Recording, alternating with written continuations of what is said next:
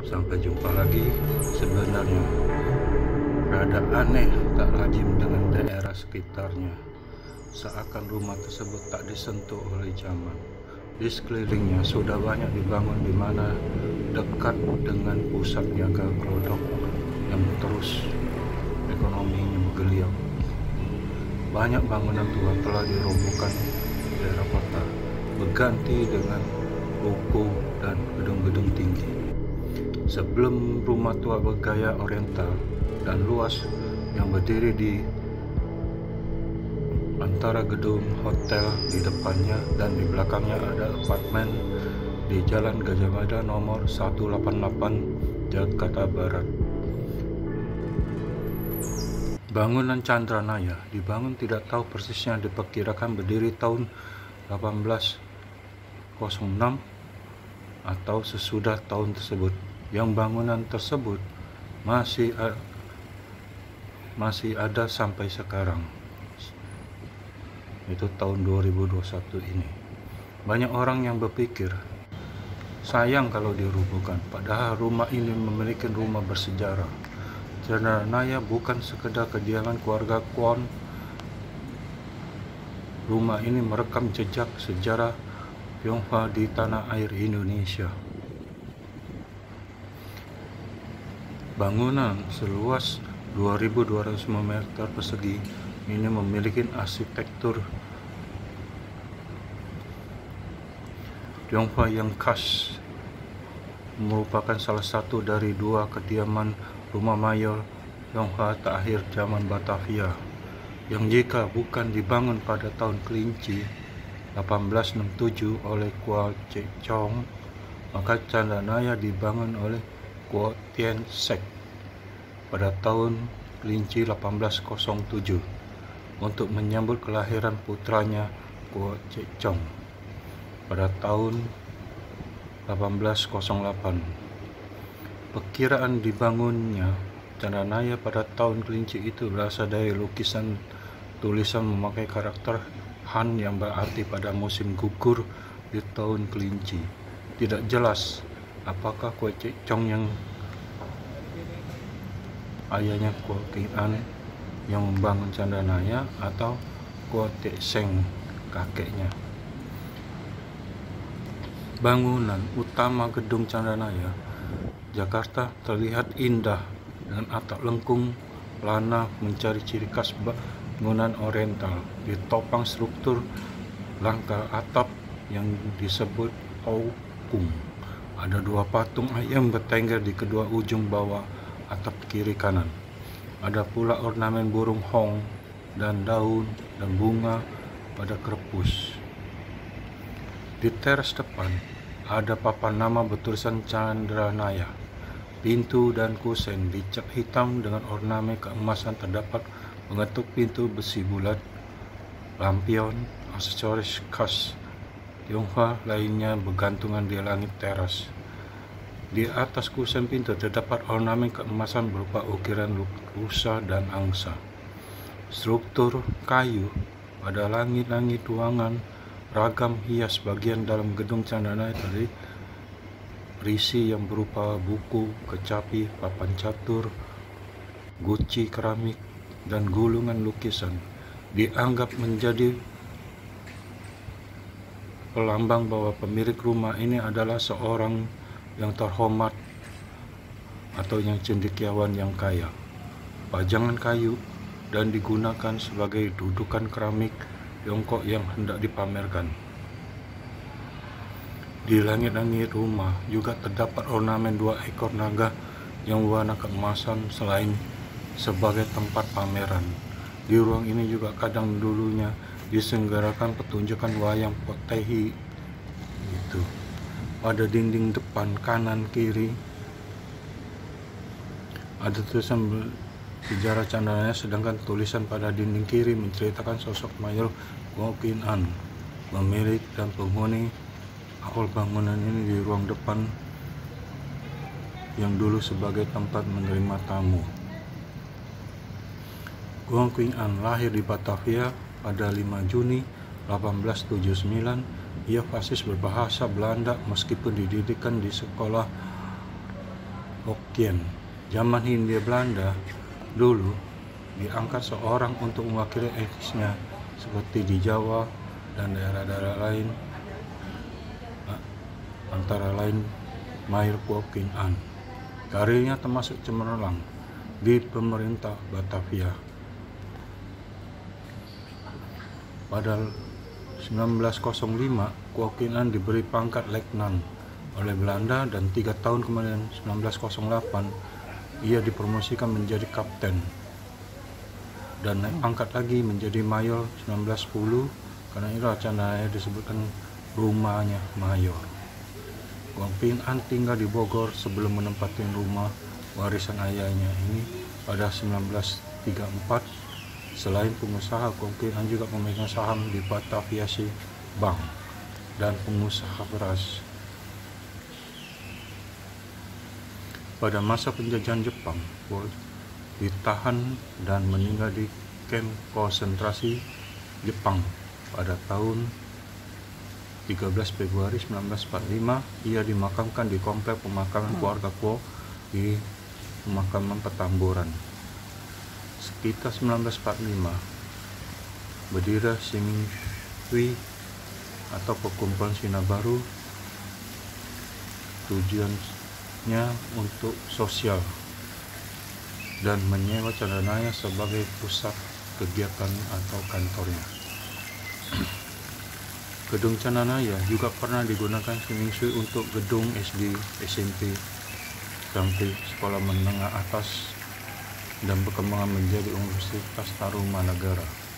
Pada fotografer juga pernah menggunakan sebagai tempat berkumpul. Pada 1965, Siming Shui-nya berganti nama menjadi Perkumpulan Sosial Candanaya, saran dari Lembaga Pembina Kesatuan Bangsa.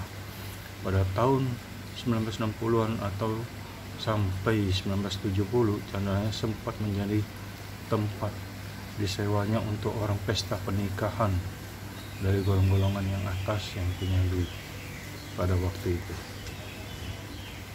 Itulah gedung Candanaya di Jakarta telah menjadi cagar budaya, sehingga sejarahnya terpiara meskipun terjepit di tengah bangun pelestarian peninggalan sejarah, membuat Jakarta menjadi kota elok dan berjiwa. Sampai saat ini, pada tahun 2021, terlihat bangunan tengah dibuat sebagai untuk penyimpanan barang-barang peninggalan dahulu atau disebut museum. Di samping kiri kanan disewa untuk orang berbisnis, resto, makanan dan minuman santai, kopi. Silakan Anda lihat ke sana.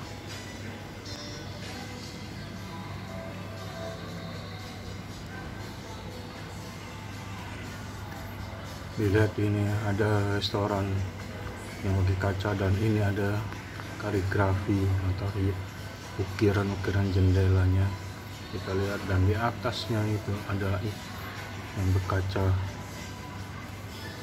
Ini semuanya jendela, pintu diwarna hitam semua dengan ada list warna kemasan.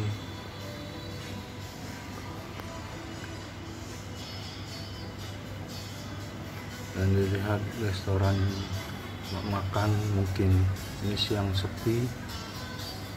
Nah, ini lukisan di jendela.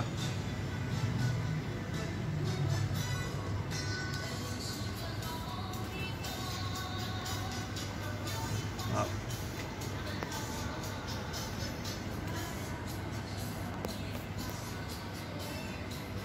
dan makan siang itu ada tulisan lunch, udah buka. Dari depan, posisi di depan kita lihat jendelanya, kacanya masih mungkin dulu udah direnovasi.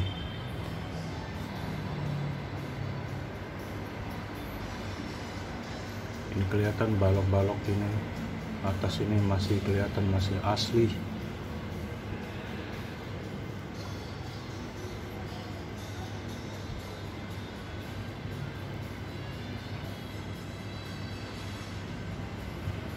Itu ada ketokan pintu yang bulat warna mas gitu di pintunya.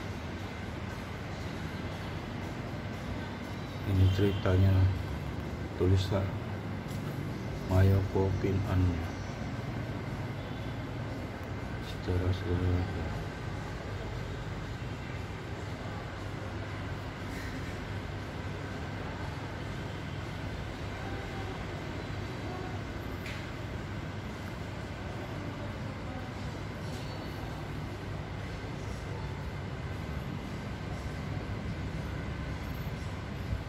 Tapi itu ada gambarnya, masih ada bangunan bertingkat, tetapi di sini sudah kita lihat tidak ada bertingkatnya di belakangnya.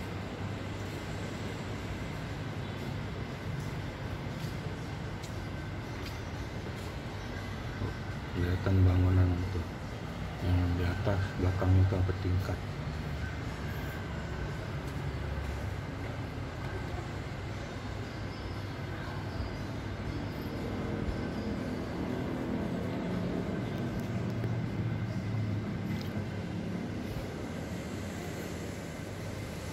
Ini bangunan yang di Jakarta, sisa peninggalan bangunan Oriental. Sepertinya cuman hanya ini yang ditemukan di Jakarta. Masih dijaga pelestariannya.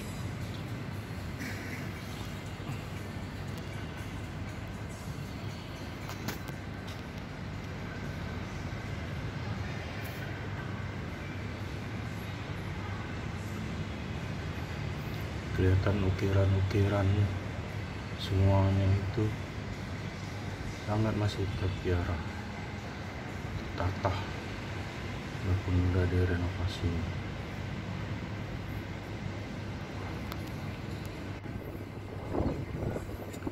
Ayam di atas sebelah atau kiri kanan ada patung ayam. Itu bukan celengan ayam. Nah, itu ada lambang apa, saya kurang ngerti maksudnya apa. Nah, ini semua jendela masih ada rangka besi bulat gitu. Ini arah pintu keluar. Tapi di jendela-jendela, pintu jendelanya ada gambar lukisan daun-daun. Dan huruf ini ada yang bisa mengerti. Saya kurang paham.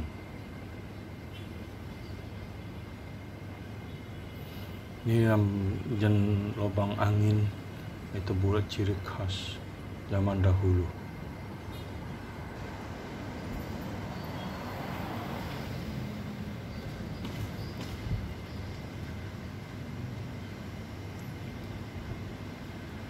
Kita lihat bangunan yang panjangnya ada di tengah-tengah bangunan ini, yang ke di atas itu. Dulu ada tim untuk merenovasinya dahulu.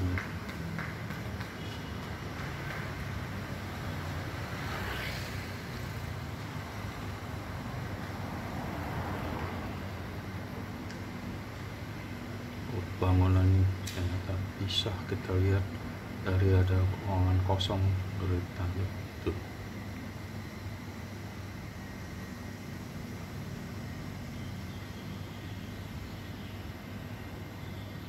Ini di belakang ini ada apartemen.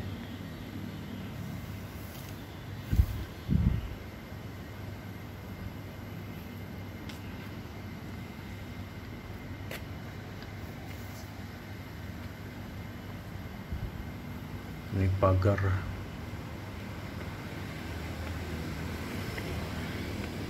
Ini di halaman belakangnya ada air mancur yang masih dipiara dan ada kolam ikan.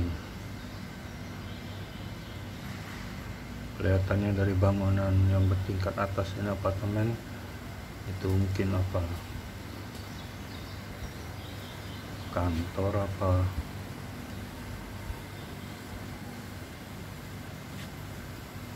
Ini tempat ini sangat bersih, masih dipiara, dijaga.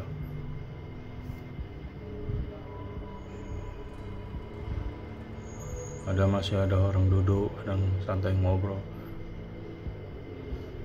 Kita lihatin.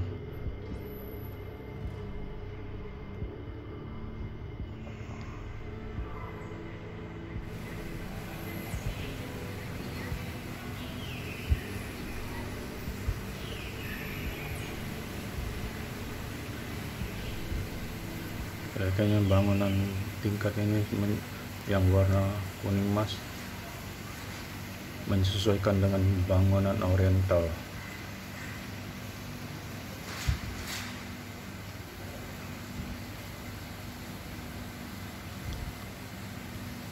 Mungkin ini dulunya halaman belakang ini adalah bangunan yang tempat tingkat yang buat anak-anaknya tinggal.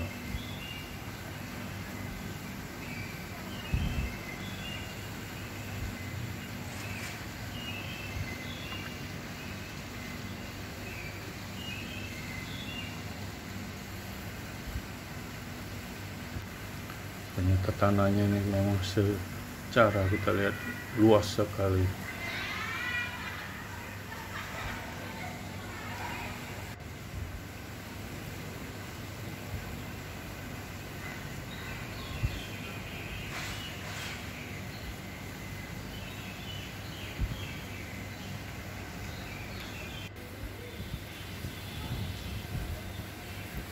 Lampu hias warna biru.